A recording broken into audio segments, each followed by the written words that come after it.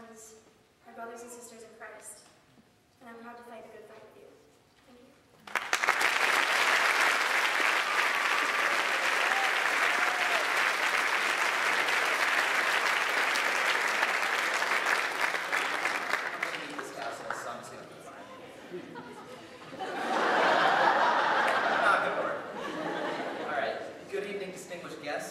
Parents, faculty, and even all those and even those of you who really don't want to be here. Thank you for coming and supporting us. It is an honor and a privilege to be speaking before you. We wouldn't even be here tonight if it weren't for the sacrifice made by our parents, grandparents, and faculty members. But before I begin this demonstration in eloquence, there are 3 things I have to clear up. First, could Eli Sunderland please come onto the stage?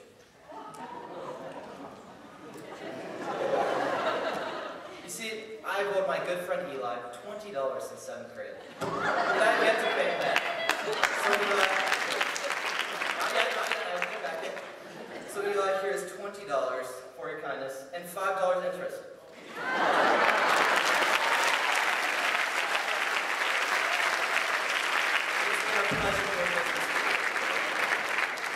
Second, could Mr. Clausen stand up? Mr. Clausen, I'd just like to say that you were looking very good this evening. Thank you for being my #1 fan. And finally, Mrs. Winks. Do you remember how your yearbook cabinet mysteriously locked about halfway through the year? I'm very sorry that was me.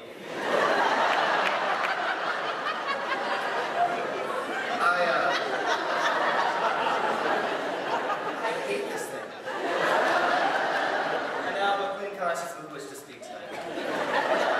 Now let's begin the actual speech part. Did you know that, when asked to name your top fears, 41% of people put public speaking as their #1, while only 19% put death? I would include myself in that 41%, who would rather die than speak in public. And ironically, here I stand before you tonight. Seinfeld actually said of this list that at a funeral, this suggests that the one giving the eulogy would rather be in the box. My public speaking career before this year consisted mainly of doing pledges in our weekly chapel very awkwardly, and that's about it. My junior year, I thought I would have to speak in student council chapel, finding out at the year's annual student council retreat. As my horrible fear of speaking in public was just being realized before my eyes, Mrs. Christian, of all people, told me to just calm down. I then stood up and yelled, "No, you calm down, Mrs. Christian!" So, sorry for that moment. I don't think I've ever officially apologized. But that's how I honestly felt at the time. The speaking arrangement that was scheduled that year ended up being canceled. But I knew that I would have to speak my senior year. I found out at this year's student council retreat that I would be speaking for a chapel in February, the topic being wisdom. Which, on a side note, I did find myself very qualified to speak on. Immediately upon hearing the news, fear and dread set in. Although the date was nearly 5 months away, my stomach turned to knots every time I thought about it. Fear of the unknown, fear of failure, fear of what everyone would think about me, and fear of the future in general gripped me for those 5 months. While it may sound incredibly dramatic and emotional, it is very true. I began prepping for the speech in late December, and rehearsed it at least 20 times. After dearly hoping for a snow day, the bird flu, or mad cow, I found myself on the day of, prepared for the speech, but utterly terrified of what was to come. I will never forget the morning of. I got up, took a shower, and could not stop shaking. I could only think of the nervous walk from the pews to the podium, and how I would begin this chapel talk. I remember walking to the chapel, listening to worship, and about 20 minutes later, I was done.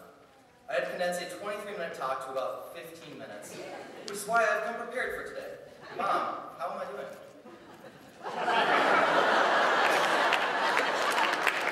Thank you. Not that I'm the next great orator, but I did feel that I could at least attempt a graduation speech. If I had not, I would have regretted it in the future. And that is what I learned from that experience. Do not let fear of the unknown and fear of failure keep you from doing something, because you will regret it in the future. In many ways, this year has been about conquering fear for me. And if a skinny, sometimes awkward golfer can, why can't you? Thoreau once said, most men lead lives of quiet desperation and die with the song still inside them. The way I thought about public speaking, and still do to some extent, is how many of us live our lives, constantly in fear of what is to come and not willing My perspective on what was happening while I was on stage was markedly different than what was actually happening. While I thought people were trying to pick me apart and criticize me, I've heard people were rooting for me while I was up there. The future, while intimidating. Oh, crap. The future, while intimidating, is often not what we think, but what it will be. Oftentimes, what is needed is a change in perspective. While probably all of us think we will go to college for 4 years, major in our intended field, and possibly meet our future spouse, the reality is that it will probably not happen. Most of us will change our major at least twice, and that's okay. While it's scary to think that the future is also unknown, it's also okay. The unknown is not something to be feared, but rather something to be embraced. It says more than 300 times in the Bible, do not fear. In Joshua it says, be strong and courageous. Do not be afraid or terrified because of them. For the Lord your God goes with you. He will never leave you nor forsake you. Do not let fear control your life, like it has for me far too frequently. Rather, put your future and the unknown into the hands of an unchanging and all-powerful God. He never changes, He never forsakes us, and He knows the plan for our life. As we step into the next phase of our lives, let us remember what this place of legacy has meant to us. And let the memories we have made here, while great, be merely the bookshelves that we put the rest of our life's memories on. As Dr. Seuss said, don't cry because it's over, smile because it happened. Class of 2012, the advice and challenge I gave you today is do not fear. Do not fear the unknown. Do not fear others' opinions, for there's really only one that matters. Do not fear the past, and ultimately, do not fear the future. Congratulations, class of 2012.